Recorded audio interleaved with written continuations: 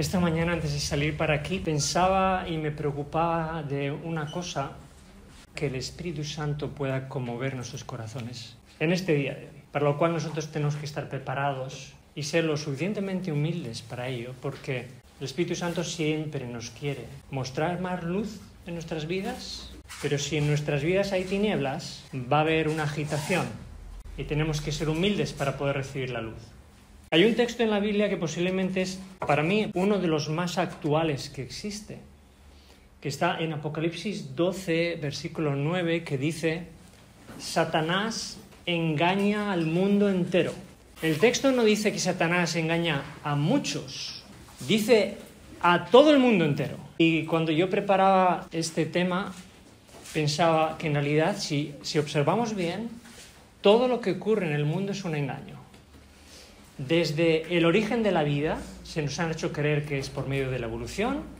Todo el mundo cree en la evolución, excepto unos pocos. Desde cómo nos han contado la historia, siguiendo por el sistema educativo que tenemos, el sistema médico, las noticias, el sistema económico, la ciencia. Por mucho que uno estudie, se va a dar cuenta de que todo en este mundo es un engaño, tal cual lo dice la Biblia. Todo es un engaño. El problema es que Satanás no solo engaña al mundo entero, sino que engaña también a los cristianos. Satanás engaña a los cristianos también, engaña al cristianismo. Y el cristianismo de este mundo en el que estamos viviendo es cada vez más mundano. Se acerca cada vez más a los patrones de conducta del mundo. Sin ir más lejos, el movimiento ecuménico no es más que la aproximación del cristianismo hacia Roma y a la desviación de la verdad. Así que no solo el mundo, sino que el cristianismo ha sido engañado por Satanás. Pero si vamos todavía a un paso más concreto, Satanás ha engañado al pueblo de Dios, que está representado en Apocalipsis como la iglesia de la Odisea. Vamos a pensar que nuestra denominación es el pueblo de Dios, representada en la Odisea. El espíritu de la Odisea es: tú dices que eres rico, pero en realidad la Odisea está engañada porque cree que todo lo hace bien, y luego viene Jesús y le dice: lo haces todo mal. Tú crees que haces esto, tú crees que haces lo otro bien, y viene Jesús: te tienes que arrepentir de esto, de esto y de esto y de esto. Así que la Odisea, el pueblo de Dios, está engañado también por Satanás. Porque en la Odisea uno piensa, tiene el virus de la apariencia cristiana, creyendo que está bien y ensalzando e idolatrando la denominación porque todo se hace bien, dejamos que el Espíritu Santo pueda decirnos qué estamos haciendo mal. Ese es el espíritu de la Odisea. Encontré hace un tiempo atrás una cita que me pareció muy, muy interesante, que es esta: no hay mayor engaño que pueda seducir a la mente humana que aquel de hacer creer a los hombres que están perfectamente bien y que Dios acepta sus obras cuando están pecando contra Él. No hay mayor engaño para un cristiano que este. Pensar, estoy bien, pero Dios no piensa que estoy bien. Dios piensa que estoy mal. Dios piensa que me faltan muchas cosas que hacer. Como decía Pablo de Israel, tienen un velo y no son capaces de ver los israelitas que Cristo ha llegado y no lo han reconocido. Entonces nosotros, y cada uno de nosotros, ya tenemos que estar pensando que Satanás engaña al mundo, al cristianismo, a la iglesia de la Odisea, pero hoy de lo que vamos a hablar es que Satanás nos engaña a cada uno de los que estamos aquí. Y esta cita es lo que está diciendo. ¿Cuál es el problema? En la iglesia de la Odisea se predica de esperanza. Esperanza, y se publican libros de esperanza, y Jesús viene, y eso es lo que quiere Satanás. Que la gente esté esperando a Jesús volver, mientras nunca se predica de arrepentimiento, primero, porque nadie puede estar preparado para lo que viene si primero no hay un arrepentimiento. Nunca se predica sobre el arrepentimiento, pero se predica de esperanza. Y Jesús va a venir. Predicar de esperanza sin predicar de arrepentimiento es una falsa esperanza. Y nosotros que estamos aquí sentados podemos tener una falsa esperanza pensando que Jesús viene a buscarme, cuando en realidad yo estoy viviendo un engaño. El engaño, como hemos leído, el mayor engaño, el mayor de todos los engaños, Como dijo el apóstol Pablo, concretamente en 1 Corintios 3:18, nadie se engañe a sí mismo. Lo que quiere decir que hay posibilidad de que nos engañemos a nosotros mismos. Yo estoy bien, yo voy una vez a la semana a mi congregación, de vez en cuando leo un poquito la Biblia, pero él dice que es posible que nos estemos engañando. Y lo repite a los Gálatas, cuando les dice, no os engañéis. Y en el libro de Job, concretamente en el capítulo 31, se habla de que cuando uno se engaña en secreto, dice, los versículos 27 y 28 dice, negamos al Dios soberano. Si yo me autoengaño, que como he dicho es el mayor de los engaños, yo estoy negando a Dios. Me gustaría que vayáis a Santiago, porque ahí está una de las formas más sutiles de autoengañarnos como cristianos. En Santiago capítulo 1, versículo 22, sed hacedores de la palabra y no solamente oidores de la palabra, engañándoos a vosotros mismos. Si yo escucho la palabra de Dios, pero esa palabra no la pongo en práctica, yo me estoy engañando. De nada vale estudiar la palabra de Dios si luego yo no vivo según lo que dice la palabra de Dios. En el versículo 26 dice, si alguno se cree religioso entre vosotros y no refrena su lengua, sino que engaña su corazón, la religión del tal es vana. Una de las formas en las cuales un cristiano se puede engañar es no frenar su boca. Cuando hablamos más de lo que toca, cuando hacemos un comentario que no edifica, que no es beneficioso, yo me estoy engañando. Y vamos a ver en esta mañana, y que cada uno haga su examen, si cada uno, cuando terminemos, cree que está autoengañado o cree que es un buen cristiano. Y hay 4 características que quiero compartir con vosotros que para mí son cruciales. Si uno quiere hacerse un examen y uno quiere realmente saber, ¿soy cristiano? ¿O yo solo profeso ser cristiano? ¿Creo en la teoría del cristianismo? Sí, eso sí, muchos creen. Pero otra cosa es, como decía Santiago 1:22, ser hacedores de la palabra. Recordar esto porque la vida cristiana consiste en 4 verbos. 4 verbos resumen toda la vida de un cristiano, si realmente es cristiano. Y vamos a ver cuáles son esos verbos. Conocer, amar, obedecer y servir. Esto es el todo de la vida de un cristiano. Si uno de esos 4 falla, yo no soy cristiano. Así de claro os lo digo. Yo no puedo ser cristiano si falla uno de esos 4. Vamos a verlo con la Biblia. Porque la Biblia obviamente habla de conocer y Jesús dijo, esta es la vida eterna, que te conozcan a ti, el único Dios verdadero, y a Jesucristo a quien has enviado. La pregunta que yo os hago, ¿cómo se puede conocer a Dios sin pasar tiempo con Dios? Si yo no paso tiempo con Dios, no conozco a Dios. Punto número 1. Si no paso de aquí, yo no puedo seguir al segundo paso. Son consecutivos, ¿de acuerdo? El segundo paso, amar a Dios. Amarás a Dios con todo tu corazón, alma y mente. Obviamente es el paso consecutivo después de que uno conoce a alguien, solo después uno ama a esa persona que está conociendo, ¿verdad? Y la pregunta que os hago es, ¿cómo se puede amar a Dios sin conocerle? Yo no puedo decir que amo a Dios si primero no lo conozco. Y fijaros que uno va detrás del otro, ¿eh? Es consecutivo, repito. Obedecer a Dios. Si me amáis, guardad mis mandamientos.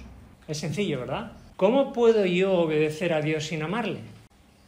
Hay muchos cristianos que pretenden obedecer a Dios, pero que no le aman porque no lo conocen. Pero quieren obedecerle, lo cual es imposible. Los que verdaderamente obedecen a Dios son los que primero le aman porque le conocen. Va todo junto, es la idea. Y por último, servir a Dios. ¿Cuántos cristianos he conocido yo por lo menos que querían servir a Dios, pero ni conocían a Dios, ni lo amaban, ni lo obedecían? ¿Cuántos cristianos hay en este mundo que no obedecen a Dios, dicen que son cristianos y quieren servirle? Quieren tener un cargo en su iglesia, quieren salir a predicar, quieren irse de misioneros, cualquier cosa. Os pregunto para vuestra reflexión, ¿cómo puedo yo pretender ser un cristiano que quiero servir a Dios, pero que no lo conozco, no lo amo y no lo obedezco. Es literalmente imposible. Para servir a Dios no hace falta ir a compartir un libro si yo no primero hago bien a los demás, la actitud de hacer bien a los demás. En general, a todo el mundo, sea hermano, cristiano o quien sea. Con esta actitud, entonces, es cuando uno puede ir por todo el mundo haciendo discípulos y bautizándolos en el nombre del Padre, del Hijo y del Espíritu Santo. ¿Podría yo ser un discípulo para ir a predicar el Evangelio sin conocer a Dios, sin amarlo y sin obedecerle primero? ¿Podría ser yo un representante de Dios predicando el Evangelio? Yo no puedo representar a Dios ni su carácter si no conozco su carácter, ¿no? Esa es la idea. Vamos a ver estas 4 características en ejemplos concretos. Si yo os preguntara, ¿qué has dejado tú, concretamente, cada uno de vosotros? ¿Qué habéis dejado vosotros por Jesús? ¿Qué habéis abandonado? Porque en Mateo 19, Pedro le dice a Jesús, Maestro, nosotros le hemos dejado todo, todo. No dijo algo, dijo todo. Lo podéis leer en el versículo 27. Y entonces Jesús responde, los que hayan dejado casas, hermanos, hermanas, padre, madre, mujer, hijos y tierras, 8 cosas diferentes, tendrán 100 veces más. Fijaros que de esas 8 cosas se resumen en 2, bienes y familias. Y vuelvo a preguntar, ¿cuántos bienes y cuánta familia habéis dejado vosotros por Cristo? ¿Y qué es dejar algo por Cristo? Dejar algo por Cristo es amar a Dios. Pero cuando uno ama a Dios, uno es capaz de abandonar lo que sea por amor a Dios. ¿Sí o no? Os pregunto otra vez, pensad cada uno de vosotros, ¿qué habéis dejado vosotros por Cristo?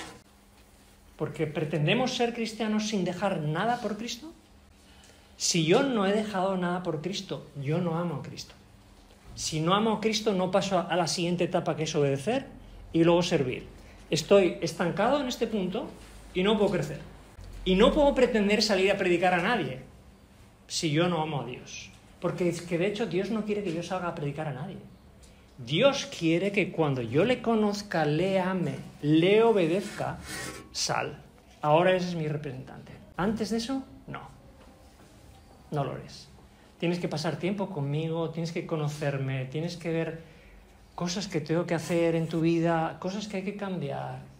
Es mucho lo que Dios tiene que hacer con nosotros.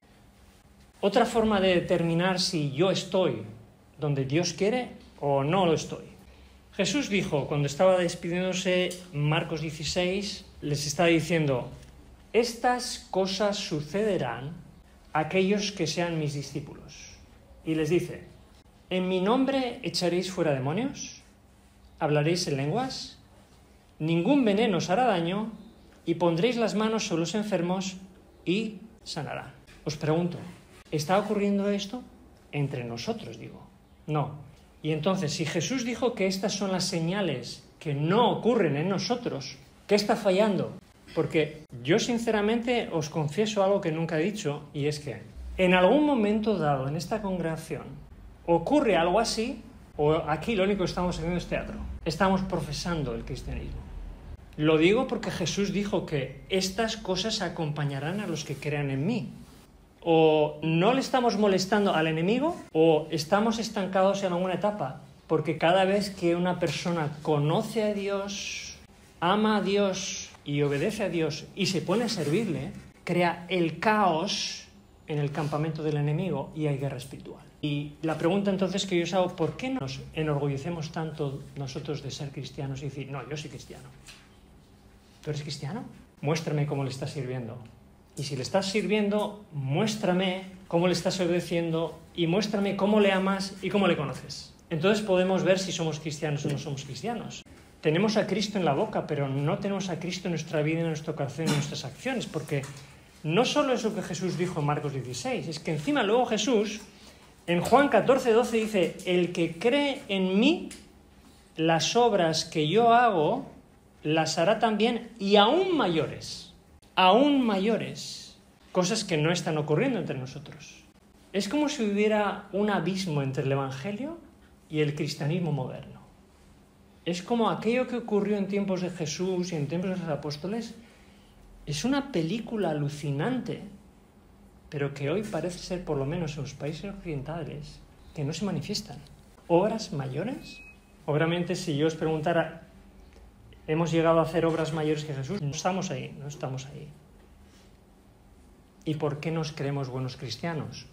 Porque estamos autoengañados. Ese es el problema. Ninguno de los que estamos aquí tendríamos que pensar que somos buenos cristianos.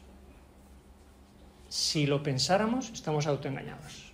Explicarme algo que me es difícil de comprender. El apóstol Pablo vio al mismo Hijo de Dios una visión, luego fue llevado al tercer cielo y en un momento dado le escribe a Timoteo, se estaba despidiendo de él y dice: yo soy el primero de los pecadores. ¿Cómo es posible que un hombre que conocía a Dios, que amaba a Dios, que le obedecía y le servía como nadie le ha servido, cómo es posible que él diga: yo soy el mayor de los pecadores? Obviamente ninguno de nosotros hemos llegado a la altura de Pablo, pero no nos creemos el mayor de los hombres. Esta es la diferencia. ¿Sabéis por qué él sí se creía el mayor de los pecadores y nosotros no? Porque él estaba tan cerca de Dios que la luz reflejaba su carácter, era capaz de ver sus pecados. Y nosotros no estamos tan cerca de Dios como para ver nuestros pecados. Porque si los viéramos, entonces seríamos los primeros pecadores y no veríamos más pecados en los demás de los que vemos en nosotros. Cuanto uno está más cerca de Dios, más pecados ve en su vida.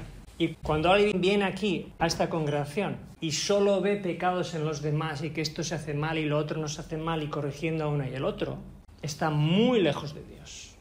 Porque el que está cerca de Dios se ve como pecador y en esa situación lo que va a hacer es lo que hizo Pablo, ayudar a los demás. Y hay una norma inequívoca para saber si una persona está con Dios o no está con Dios. ¿Sabéis cuál es la norma? Bien sencilla. Es como para que un niño de 5 años pueda entender esto. Vamos a buscar esa norma. En 1 Tesalonicenses 5:21, fijaros qué sencillo es esto, ¿eh? Examinadlo todo y retened lo bueno. Si Lucifer hubiera actuado así en el cielo, no habría habido rebelión. Obviamente no hubiera habido porque en realidad todo era bueno. Pero como no había nada malo, Lucifer se lo inventó. Se inventó una maldad que no existía. Y eso es lo que probó y provocó la rebelión. Cuando alguien pone en práctica esta norma de examinarlo todo y retener el bueno, está con Dios. Y cuando uno no examina y se queda con lo bueno, sino que se queda con lo malo, no está con Dios. Y desde el primer día que se inauguró este local hasta la semana pasada, hemos tenido gente examinando y reteniendo lo malo, o lo que se han imaginado que era malo, lo que se han imaginado. Porque el malvado, igual que Lucifer, aunque no encuentre nada malo, se lo va a imaginar. ¿Qué clase de cristianos somos nosotros? ¿Examinamos todo y retenemos lo bueno? ¿O siempre estamos viendo lo malo de las situaciones, de la iglesia, de las actividades, de las personas? Es muy fácil seguir el ejemplo de Satanás, ¿verdad? Cuando alguien dice ser cristiano y escoge lo malo, repito, se está autoengañando. Si yo, por ejemplo, fuera a hablar con alguien y voy a hablarle mal del hermano que ha hecho el estudio bíblico, no me ha gustado que ha dicho esto y no lo ha hecho bien y ha hecho mal esto, yo no estoy aplicando este versículo, yo estoy aborreciendo al hermano. ¿Sabéis que en 1 Juan hay 4 lugares diferentes donde Juan repite que podemos aborrecer a nuestro hermano? Y como hemos dicho varias veces aquí, 1 Juan es el libro donde Juan describe cómo va a ser el remanente y qué carácter van a tener antes de que Jesús venga. 4 veces habla de supuestos hermanos que aborrecen a otros hermanos porque no ven lo bueno.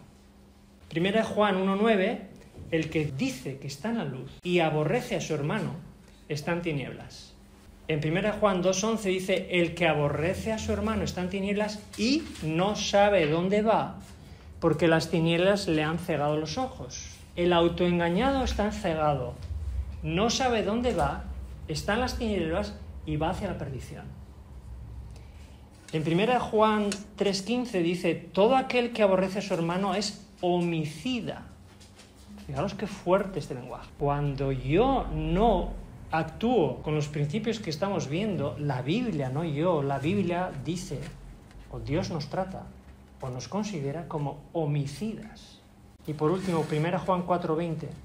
El que aborrece a su hermano es mentiroso. Y ningún mentiroso entrará en el reino de los cielos, dice la palabra de Dios.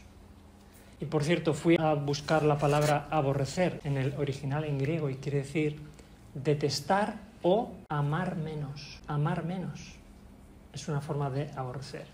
Por eso cuando venga Jesús, como dice Mateo 7:23, dirá a algunos, no os conozco. No os conozco porque decíais que erais cristianos, ibais a vuestra iglesia, pensabais que erais el pueblo de Dios, pero ni me conocíais, ni me amabais, ni obedecíais ni servíais. Pero ¿cómo? Si yo tenía cargos en la iglesia. Y yo predicaba en mi iglesia, yo daba ofrendas, y yo hice mucha obra misionera, ¿verdad? No os conozco, dice Jesús. Y yo sé que estas palabras no son muy bonitas de escuchar, pero mejor escuchar ahora que no cuando Jesús venga a escuchar, no te conozco. Si Dios pudiera mostrarnos una lista de nuestros pecados, de los cuales no nos hemos arrepentido, habría todavía muchos. Pero nos queremos buenos cristianos y estamos autoengañados. Estamos lejos del ideal que Dios tiene para nosotros, pero actuamos como si tuviéramos el carácter ideal. Y yo obviamente no puedo leer el corazón de los demás, pero la Biblia dice, por el fruto se conoce el árbol. Y por el fruto tengo la impresión de que aquí hay cristianos autoengañados. Quiero que escuchéis las siguientes palabras y a ver cómo resuenan. No son palabras mías. La vida de los que profesan ser cristianos sin vivir la vida de Cristo es una burla para la religión. Cualquier cosa que sea menos que el servicio activo y ferviente por el Maestro desmiente nuestra profesión de fe. El que profesa ser cristiano y sin embargo actúa con el espíritu de un mundano da testimonio de que es un falso discípulo. La mayoría de los cristianos nominales, aunque profesan seguir y vivir para Cristo, están viviendo para el mundo. Un gran número de los que profesan creer y aún enseñar la verdad son esclavos del pecado. Y aún los que profesan la aparición de Cristo no están preparados para ese suceso que es Satanás mismo. La semana que viene vamos a tener una Santa Cena y sería bueno que quien participe lo haga sin estar autoengañado. ¿No sería bueno que alguien pudiera estar aparentando que todo está bien y que es un buen cristiano bajo una influencia que no es la de Dios? ¿Cómo vas a hacer tú la Santa Cena? ¿Con el espíritu de Jesús o con el espíritu de Judas, que era un autoengañado? Y que todo el mundo creía que era un buen cristiano, pero autoengañado. Y la Santa Cena que hizo Judas no le sirvió para nada más que para quitarse la vida. Mejor humillarse y pedir perdón antes de terminar así. Qué triste sería si aún uno de los que está aquí hoy se quedara aquí abajo cuando Jesús venga. 1000 años llorando para aquellos que sean salvos. Es lo que va a ocurrir cuando en ese periodo de 1000 años comprobemos que hay muchas personas que dijeron ser cristianos y estaban autoengañados y que no van a estar entre los redimidos.